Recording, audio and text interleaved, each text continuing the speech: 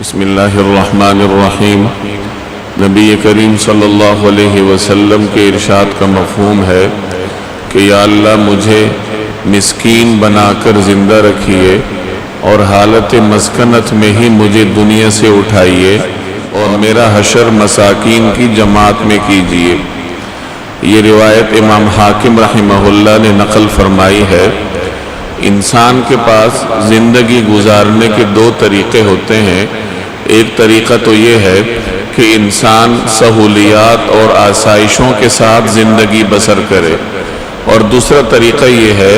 کہ کسی قسم کی سہولت کو تلاش کیے بغیر زہد، فقر اور درویشی کے عالم میں اپنی زندگی گزار دے۔ جناب نبی کریم صلی اللہ علیہ وسلم نے اپنے لیے دوسرا طریقہ اختیار فرمایا تھا۔ رسول اللہ صلی اللہ علیہ وسلم نے فقر اور درویشی والی زندگی گزاری تھی، اور آپ صلی اللہ علیہ وسلم کی یہ درویشی، فقر اور زہد خود اختیاری تھا۔ چنانچہ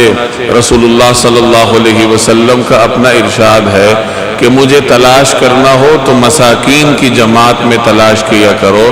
اور تم لوگوں کو رزق تمہارے مساکین کی وجہ سے دیا جاتا ہے۔ سنن ترمذی کی ایک روایت کا یہ مفہوم ہے۔ چنانچہ یاد رکھیے کہ میرے اور آپ کا ایمان کمزور ہے۔ ہم اگر اپنے لیے فقر اور درویشی کی زندگی اختیار کریں گے تو شاید دین پر پورے طریقے سے عمل کرنا میرے اور آپ کے لیے ممکن نہ رہے۔ چنانچہ ہم جیسے لوگوں کے لیے مناسب یہ ہوتا ہے کہ ہم حلال اور حرام کا لحاظ رکھتے ہوئے حدود کے اندر رہ کر اپنے زندگی بسر کرنے کے لیے جتنی سہولیات تلاش کر سکیں تو ہم کر لیں، ہر طرح کے اسباب ہم اختیار کر لیں۔ البتہ ان روایات سے ہمیں یہ سبق ضرور ملتا ہے کہ ہم ہر طرح کے اسباب اختیار کرنے کے بعد بھی اگر کسی وجہ سے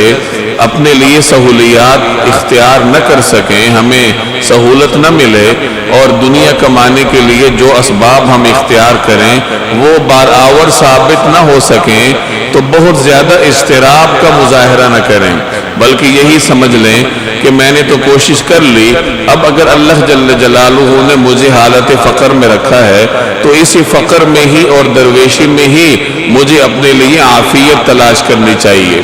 اور دوسرا سبق یہ ملتا ہے کہ اگر اللہ تعالیٰ آپ کے اسباب میں برکت ڈال دے اور آپ کو سہولیات عطا فرما دے تو اپنے ماحول میں بکھرے ہوئے مساکین کو تلاش کر کے ان کے ساتھ محبت کی جائے اور ان کی حاجت روائی کی کوشش کی جائے، کیونکہ جیسے حضور صلی اللہ علیہ وسلم کا یہ فرمان ہم نے پڑھا کہ تم لوگوں کو رزق تمہارے مساکین کی وجہ سے دیا جاتا ہے، تو جن لوگوں کی وجہ سے ہمیں رزق ملا ہے، اللہ نے ہمیں سہولت عطا فرمائی ہے، تو ان سہولیات میں ان کو بھی اپنے ساتھ شریک کیا جائے اور جس حد تک ہو سکے مساکین سے محبت کی جائے اور ان کی حاجت روائی کا انتظام کیا جائے۔ اللہ تبارک و تعالی عمل کرنے کی توفیق عطا فرمائے۔